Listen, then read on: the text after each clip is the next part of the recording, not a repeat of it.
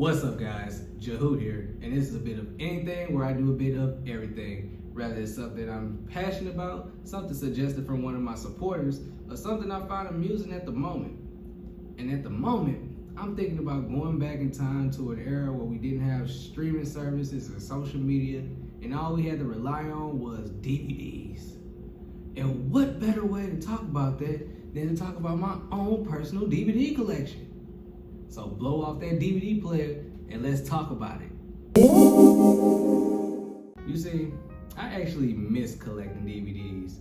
You know, having a physical copy is so much more personal than having this digital streaming service that has certain IPs that you may or may not want to watch. And then either if it do, it has a show that you can binge in a day and you probably won't watch again until the new season. But with DVDs, you have an attachment to this show now. Now, don't get me wrong, a DVD player may seem outdated, but is it really? Now, I had a friend that actually made an argument that said that using a DVD player requires more work. In a sense, that is true. But is society really getting that lazy? I mean, not to sound like no hypocrite, I don't have a DVD player, but I use my PlayStation 4 to play my movies. We live in an era now where video game consoles are even now going fully digital. Goodbye GameStop. Don't get me wrong, maybe there is too many movies and TV shows to collect in a single home, and streaming minimizes all that clutter for you. But it's like the saying goes, less is more. Stick with me, people. See, before streaming was a thing, Netflix and Hulu were the powerhouse of streaming. Netflix with its exclusive content and having a few contract shows like The Office, while Hulu was being the type of app where if a new episode of a show airs, it would be put on the app the next day at a much better convenience. You streaming something brand new. You still get the live TV, but you can go on this app and catch up if you missed it on live TV. But all that changed when the pandemic hit, forcing these entertainment businesses to come back, collect all their IPs, merge with another company, and now we got the streaming war, forcing society to pay monthly for these subscriptions just to watch one IP that they probably can binge a whole season in a day, and then not watch the rest of the show into the next new season. You have no attachment to the show because it has no rewatch value from the time you watched it. They don't build up anything. With a week-to-week basis, it's just plopped all at you, and there you go. You see, moments like this make me miss free cable. And y'all know what I'm talking about. You know, like when channels used to be like channel 32 for Nickelodeon, channel 42 for MTV, channel 54 for Cartoon Network. But anyway, watching TV back then actually had an impact, because before social media, you would be actually excited to see these shows. And then when your favorite show or one of those new summer Disney movies come out, you would want to talk to them amongst your friends whenever you do see them. But as I got older, so did the shows. And the fear of these shows one day never airing again began to loom. So I took the safety route and I started buying DVDs, starting with the Cartoon Network era. Now, when it came to this ensemble collection of Cartoon Network hits, I didn't really care that they were based on certain holiday specials. It was just a simple fact that they had all these together in one DVD. I wasn't leaving the store until I had this in my possession. I had to beg the hell out of my mom for this, and it was worth it. You see, this contains shows from Kids Next Door, Courage the Cowardly Dog, The Grim Adventures of Billy and Mandy, Ed, Edd and Eddy, and etc. This was definitely the perfect DVD in the right direction. But speaking of Ed, Edd and Eddy, Ed Fine Adventures. Now, this is not a complete season. It only got 6 episodes, but I don't give a fuck because this shit is still gold. No matter how much content of Ed, Edd and Eddy I got, this is Cartoon Network's undeniably greatest show. I would actually say it's one of their top 5. So with that being said, it don't even matter if I even got 3 episodes. The fact that I have something, even if they take it off a streaming service and it'd be lost forever, I still have these, plus whatever episodes is on here. So really it's like I got 8 episodes. But the fun don't stop right there, because it also has special features. You know, things that DVDs have that streaming services don't. And you know what's the bonus features is? A bonus episode of The Grim Adventures of Billy and Mandy. So now it's like I own 3 episodes, plus one of the greatest music videos of my adolescence, My Best Friend Plank. Hit it.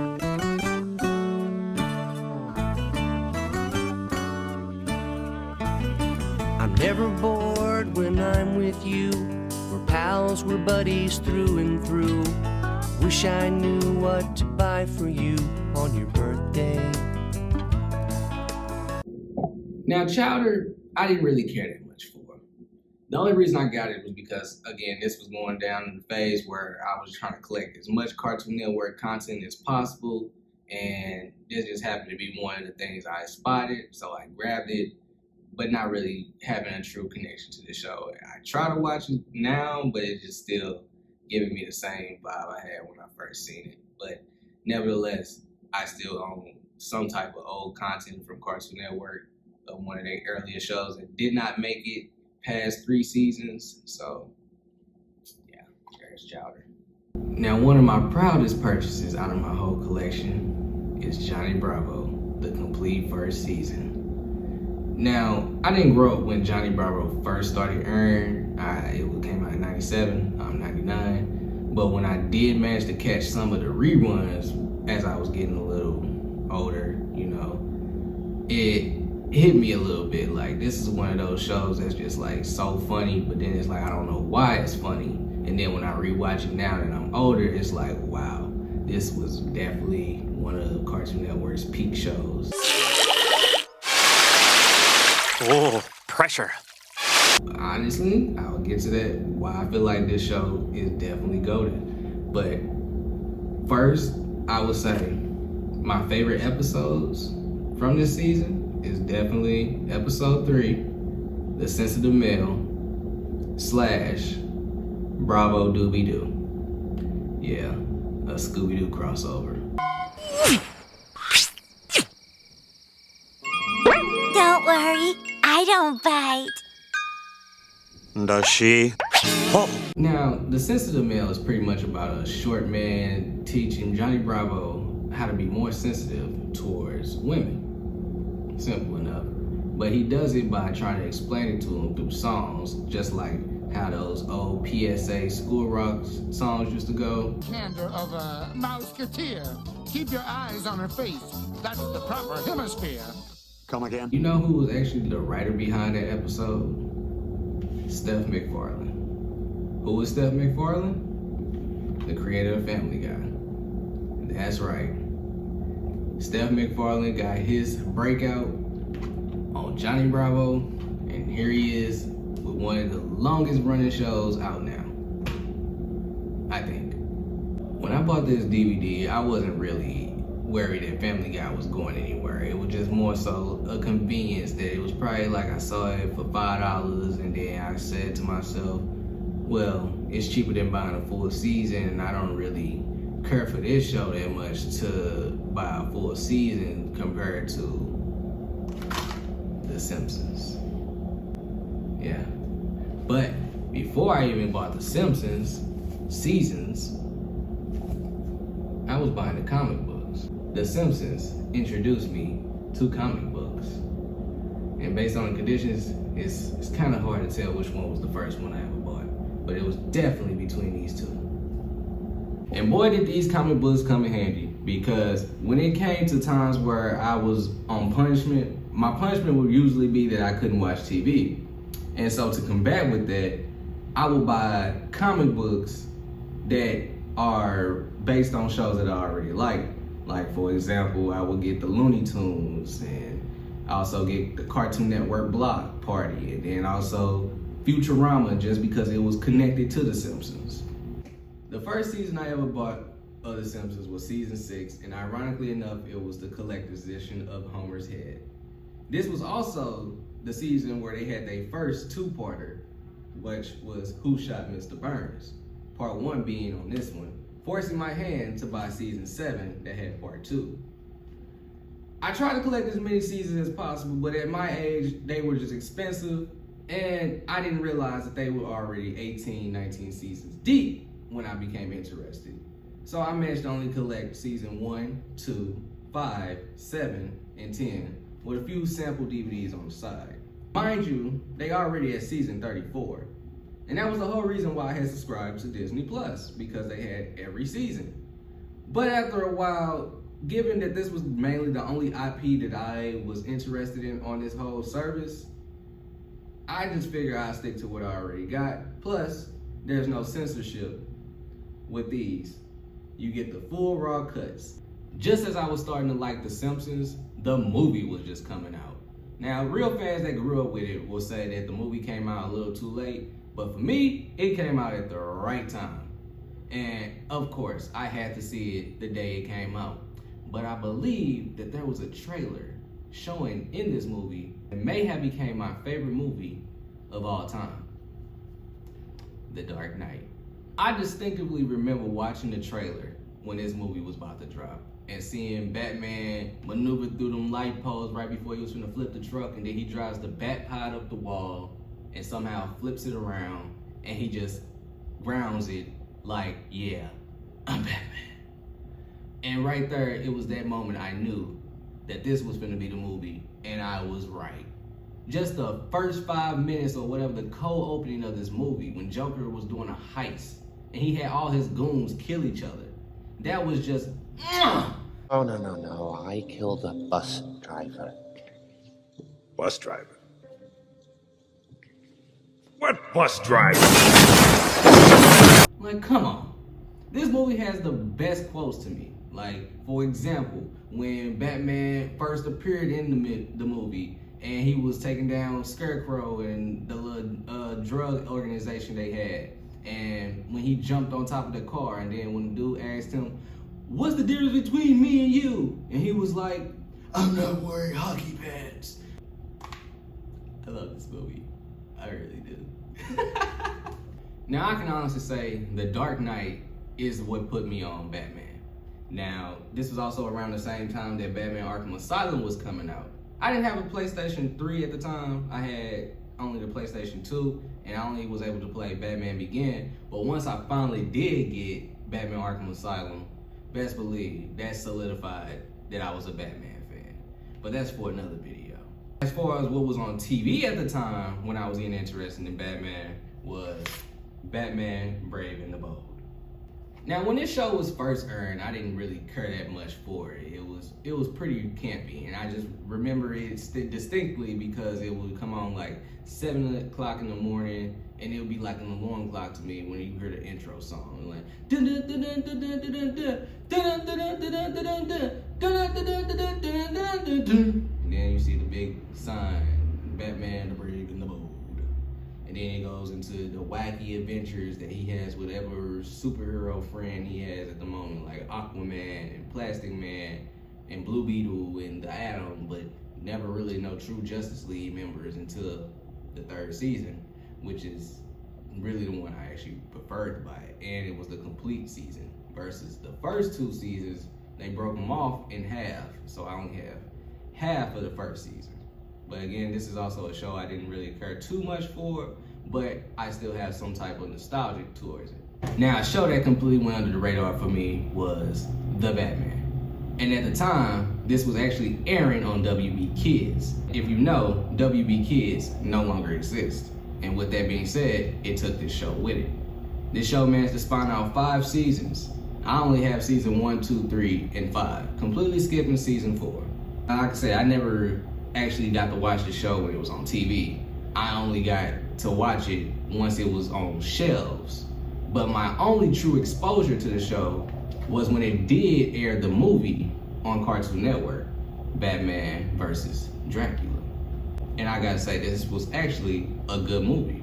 Actually making its runtime to a full 82 minutes, 84 minutes. Now, I didn't really care too much for the style for this show because it was like more of an American version of anime, just like how the Teen Titans show was. So it was just something different, but I really love how they made the Joker on her, where he had like a black voice and he looked like he was rocking dreads or some shit, and he was barefoot, you know, he was just all over the place, like jumping on walls and stuff. Think this is a good look for me? Who are you? Joker. Not what. Who? Smear free. It's permacloud. Now, a Batman show that was short-lived and I'm sure went under a lot of people's radars, but low-key was a gem, was Beware the Batman. This show only lasted one season, and it was the first Batman show to be done in CGI.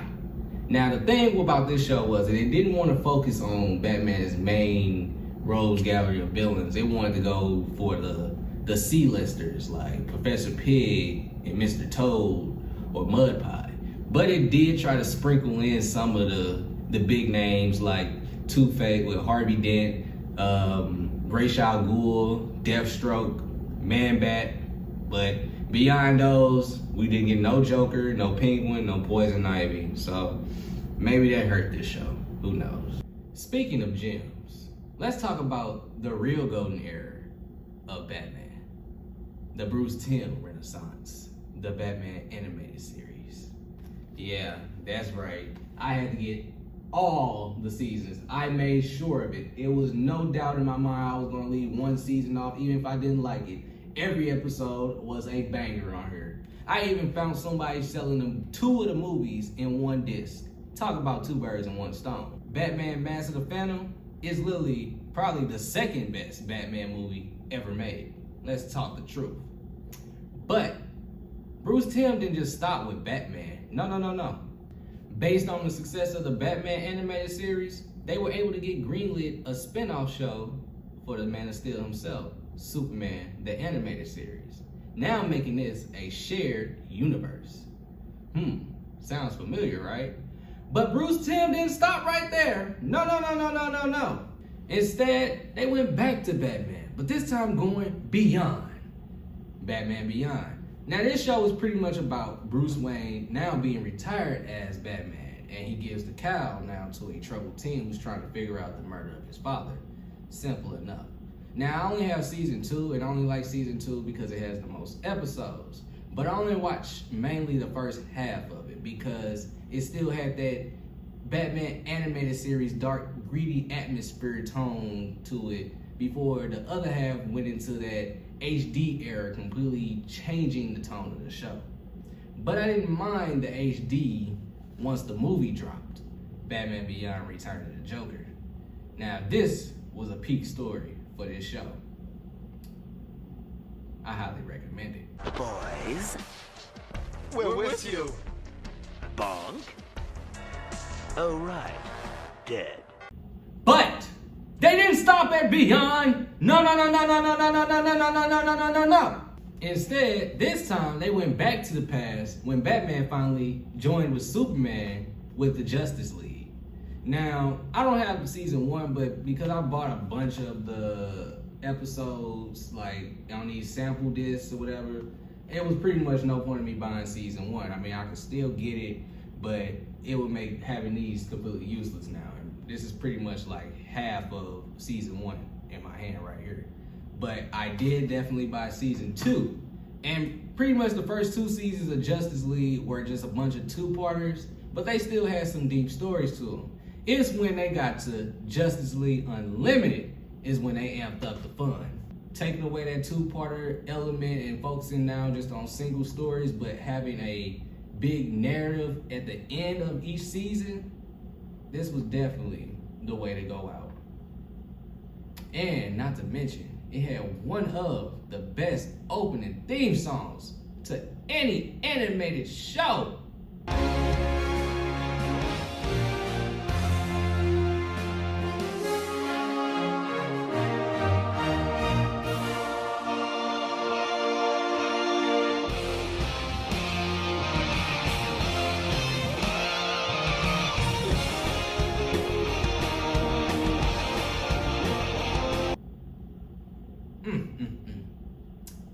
But did they stop there? Bruce Timm tried to give it one last go with the Green Lantern animated series, which wasn't bad, but due to how bad the actual live action movie was, it affected this show and it was short-lived, just like Beware the Batman, only lasting one season. Yeah. Talk about the end of a new beginning. Well, I guess that pretty much wraps up my DVD collection. I guess I forgot about the Transformers. Hey, do you like that, MT? What's the thing I say about Transformers? They're fucking awesome. Now, I don't have the complete series of the G1 era, the original Transformers, but I only have season 1. And I feel like season 1 is just the definitive season anyway, so I got it just for that. But the real golden era for Transformers was Transformers Prime. Now, this show, I highly recommend to anybody who wants to actually find a good starting point for Transformers. This show is mwah. Now, it didn't show up on Cartoon Network or nothing like that. It came on the Hub, and I just didn't have the channel for the Hub. I was watching this on YouTube, I will admit. But I definitely highly recommend it, and I honestly would buy the complete series of this. Well, I hope this gave y'all a little more insight on why I believe DVDs is better than streaming. Just at the simple fact that having a physical copy makes you feel a little more exclusive. And also, it gives you a better connection to the movie or show that you are watching. Not only that, you get these special features that you don't actually get from streaming services. I mean, sure, you don't probably care that you get these options and you just want to watch the show for what it is. But if you are someone like me who actually did kind of take an interest on how the show was made, stuff like that is actually worth having. You having it on your own, you ain't gotta worry about it ever disappearing ever again, unless the disc is scratched up, then it kind of fucked at that point. But other than that, you have your own personal copy. Nobody else has no control over what you own. So therefore, DVDs over streaming. With streaming, they will put everything, the whole season out, and you can binge it in a day. No connections. Versus watching TV back then, when you had to wait for a new episode, or you had to wait a couple months for the rest of the season to be completed. You can binge a show in a day, here today, gone tomorrow, and probably not watch that show anymore until the new season. Therefore, you're not really interested in the show. You just need something to watch at the moment. And that's where this generation has led. Because with social media now and having everything right there at the palm of your hand, videos quick. And with that being said, I'm Jahoot. This is a bit of anything. If you like what you're seeing, comment below. Let me know your favorite show. Like and subscribe. I'm out. Wait, I forgot to talk about my bullet. I knew we'd be best friends for life when I saved you from that chipper. My best friend playing. My best friend playing. My best friend.